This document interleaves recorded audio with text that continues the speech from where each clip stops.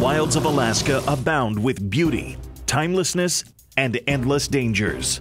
For more than 2 decades, Billy Molls has led big game hunting expeditions into the last frontier's most isolated, unspoiled, and merciless lands. Oh, I'm happy for you. More than 8 years of his life have been lived in a tent in the wilderness. An adventurer, author, and filmmaker, Billy considers himself, first and foremost, a student of nature. His brushes with death, adversities overcome. This is every guide's nightmare. It's coming true. And countless lessons learned studying the day-to-day existence of the wildlife and the peaceful balance of this savage land have molded him into one of today's most dynamic, captivating public speakers and master storytellers. Every face I see is turned to Billy Molls, and they are entranced. Just like the Alaskan wilderness, no one leaves a Billy Molls presentation the same person as they enter it. Let the adventure begin.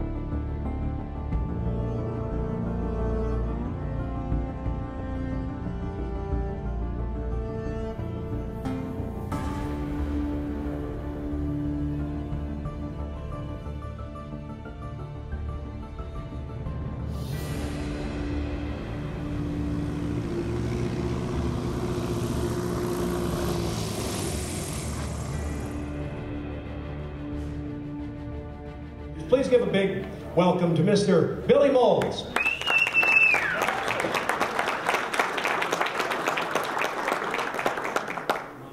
So what we cast out into the world and give to others, those are the seeds that one day will produce a harvest. The more we give to one another and to organizations like the Wild Sheep Foundation, the stronger we, our wild places, and our wildlife will become. Everything in nature is connected, and everything has a purpose. I like to think of an ecosystem. I'm a visual person, not very smart, but if I can see it, I can believe it. So this is the way I look at it. An ecosystem is like a spider web. Each organism represents a tiny segment of that web. If one segment breaks, the integrity of the entire web is compromised. The way I see it, all of us here tonight are a part of this ecosystem. It's an ecosystem of conservation. Each of us is a tiny segment in that web. All of us must give toward conservation if we are to continue to receive a harvest of hunting for generations to come. He said, I'm going to fight this like hell, but I want to tell you this. The only thing I ask of you is that 20 years from now, you're not sitting where I am looking back on your life with regret. If there's something you want to do, go for it.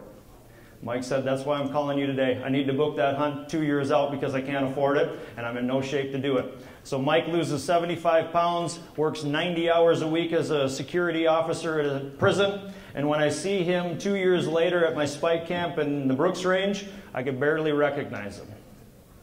5 days, 50 miles into the hunt, Mike's about ready to quit. He hit that all too familiar, I shouldn't say all too familiar wall, but I will say that familiar wall that many of us sheep hunters understand. Mike's a Marine, and he said that the first 5 days of our sheep hunt made boot camp look like a walk in the park. He quit eating. Mentally, he was just beat down. Emotionally, he was empty. And spiritually, there was nothing inside that man. And I said, Mike, you see how when we stop, every time I drink a liter of water. When I'm sheep hunting hard, I'll drink about 3 gallons a day. I said, you're not eating when we stop either. You're not filling your body back up. What you're putting out, you need to put back into it. But I said, more importantly, you need to recall why you're here. Mike didn't say a word. We hiked 3 miles back to camp that night. We ate supper, never said anything. The next day, he never said a darn word to me. I'm thinking, man, I must really piss this guy off, you know. He's not talking to me, but he was going. We went one more day. The weather was pretty bad, so we weren't putting on many miles. Finally, a snowstorm comes in. And I called base camp, and they said this storm was supposed to last for 2 days. And I said, all right, Mike, here's our options. We've covered everywhere where there's sheep in this country. There's none to be found. We hadn't seen a sheep in 5 days. And I said, they're gone. We can either sit here in the tent and rest for 2 days. Hopefully we can get an airplane in to move us to better country. Or we can hike through the snow for about 12 miles, get to country that I know, some of the best country that I've ever hunted. And hopefully in our last day and a half or 2 days we can get it done. And Mike said, I will not quit. You will drag me out of here in a body bag before I quit. Let's do whatever we need to do to get to proven ground. And I would say at that moment, Mike hadn't even seen a legal ram. But in that moment, he became a sheep hunter. And so we hiked through the snow. In 20 years of guiding, I've never carried a GPS. I wish I had one on that snowstorm. I did have a map. We were able to find where we needed to go. And it was still snowing when we got there. We laid in the tent for the next day. We just rested. Woke up the next morning, sun was up, snow was everywhere. Waited till the sun gets up so we can see the shadows of tracks. What I find is it's easier to see the tracks of sheep after snow than it is the sheep. So we put on several miles, and we ended up getting pretty darn lucky. We found a big ram, I don't know, about 6 miles from camp. 10 years old, he was all alone. I've filmed every one of my hunts that I've guided in Alaska for 21 years. And I dare say that 3 seconds of footage of his emotion after he shot that ram is probably the best that I've ever filmed. In fact, his hunt is my latest DVD, which I titled The Spirit of a Sheep Hunter, because I believe that's what a sheep hunter's spirit is all about. He just doesn't quit. And he learns more and more about himself, about the sport of hunting, about the wilderness around him, simply because he goes so far beyond what he thought he was capable of. That's what I love about sheep hunting. I don't think I'm alone in that regard. We butcher the ram. We get back to camp. It's like 10 o'clock at night. I'm like, dude, you're not going to believe how good these ribs are going to taste, you know, and we've grilled these over an open fire. And I said, but it's so late. You want to just do it in the morning? He's like, yeah, I'm too tired to eat. Let's just go to bed. So I throw the meat in a willow bush beside the tent. We go to bed. I wake up the next morning. There's still snow on the ground, but I'm pretty tough and seasoned by this point. Been in the bush for a month. So I just step out. I got nothing but my underwear on. I'm in my bare feet going about a nature call, you know, and just kind of doing a half weather check, not really paying attention. And all of a sudden, out of the willow bush, about from me to the speaker away, jumps a grizzly bear with a bag of sheep meat in his mouth, and he's running away, and the sheep meat's flopping, and sheep meat's flying everywhere, and I duck into the tent, I grab my .44, and I'm like, there's a bear out here, get your rifle. So I'm running out there, I'm like Yosemite Sam, you know, in my underwear, waving my pistol, firing it in the air, drop the meat, you know, yelling at the bear. Mike goes back in the tent, grabs his .300, boom, boom, boom, wigs some rounds over his head. Finally, the bear drops the meat. I go back in the tent, get my pants on. You can get that image out of your heads. And so we go around and we find all the meat. You know, we gather it up. Of course, a bear, his nose tells him what's what. He eats the tenderloins and half of a ham, of course.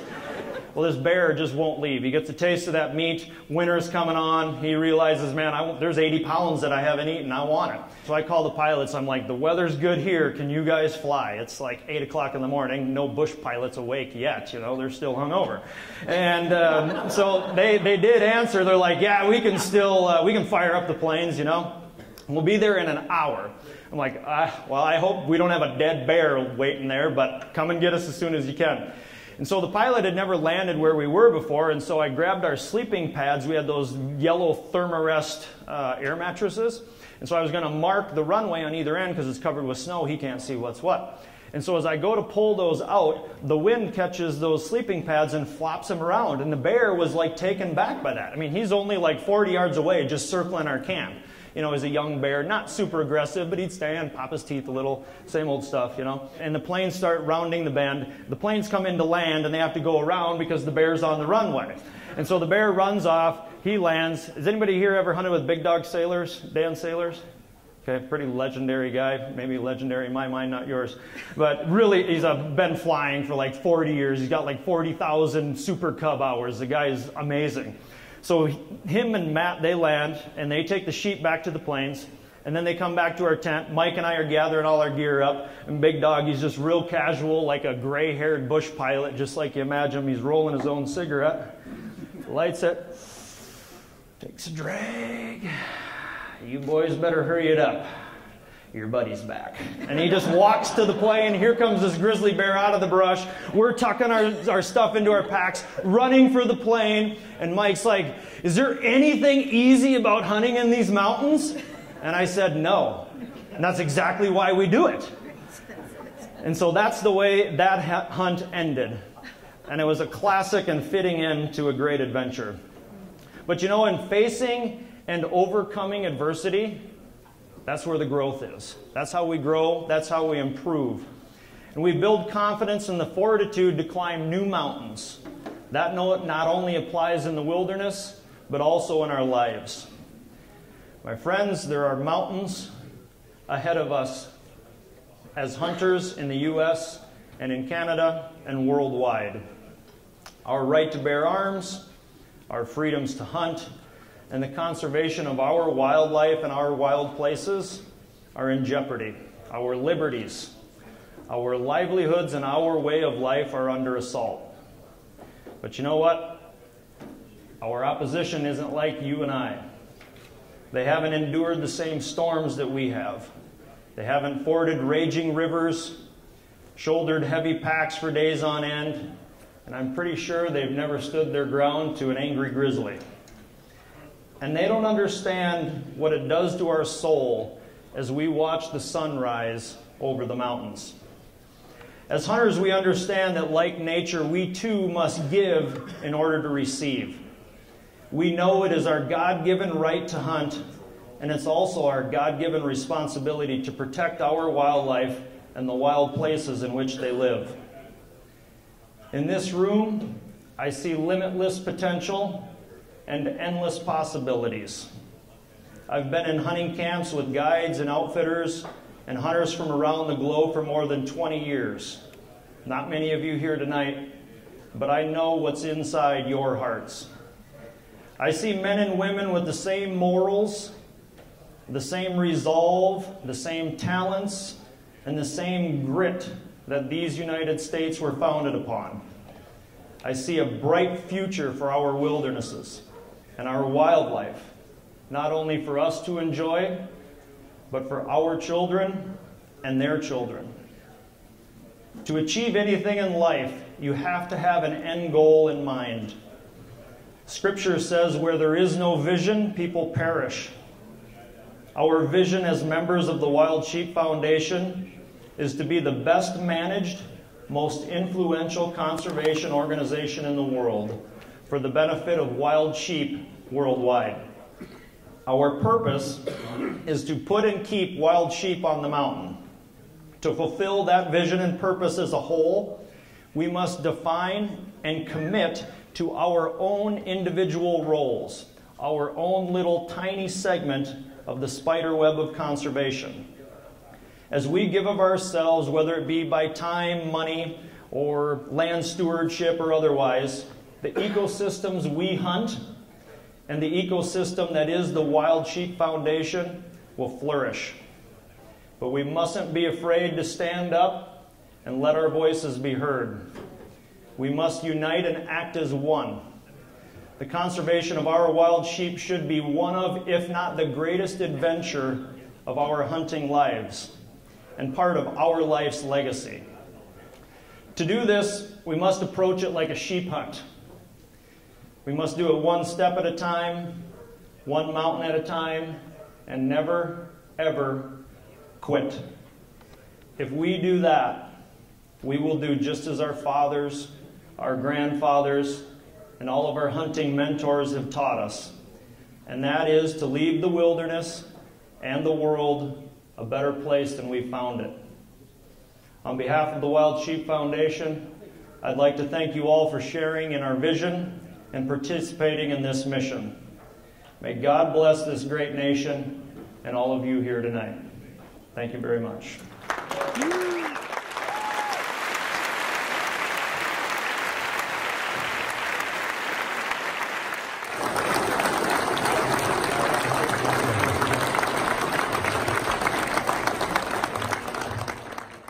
Of all the hunts that I've been on around the world, of all my guiding adventures in Alaska and Idaho and throughout the West, perhaps no memories are greater than those I made with my dad and my grandpa, trapping, hunting, and fishing just a few miles from my home. And perhaps the greatest principle or lesson that they ever taught me was that if you want these resources to be here tomorrow, you have to take care of them today. And as a father of 3 daughters, I want my children to enjoy nature, to experience it the way I have. And so if your conservation organization is looking for a presentation to strengthen your mission, and one that will resonate in your attendees and that I guarantee they will never forget, I'd love to work with you. And perhaps you're in the outdoor industry, maybe it's agriculture or logging or anything revolving around our renewable resources. I will go so far as to guarantee that my presentation will meet or exceed your expectations.